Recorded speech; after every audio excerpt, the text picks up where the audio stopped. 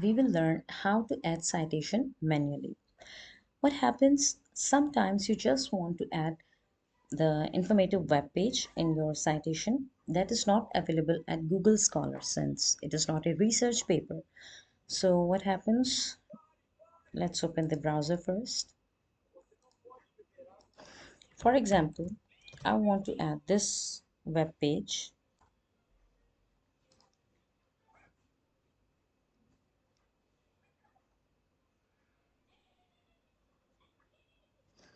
I will simply copy the URL of this page and will go back to the EndNote library. The plus sign that you can see here is for adding the new references. Now it is asking you which is the type of the reference that you want to add. I will go to the web page since it's a web page. Now I will locate the URL option. Paste your URL address. Another thing that is a must to do is adding your title.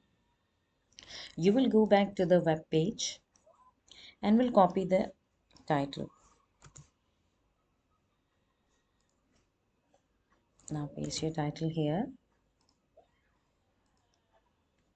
It is asking whether you want to save. Definitely you want to save. Now here you can see you have successfully added the citation manually.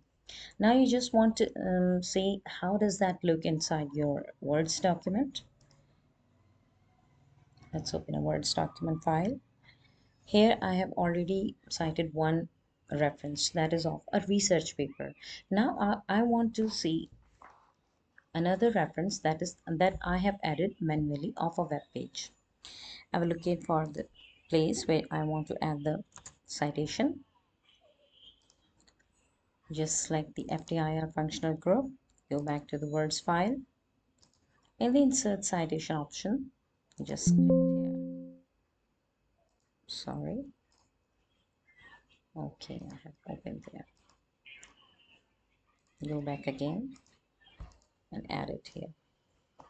Now this second one reference is of the web page that you have added manually.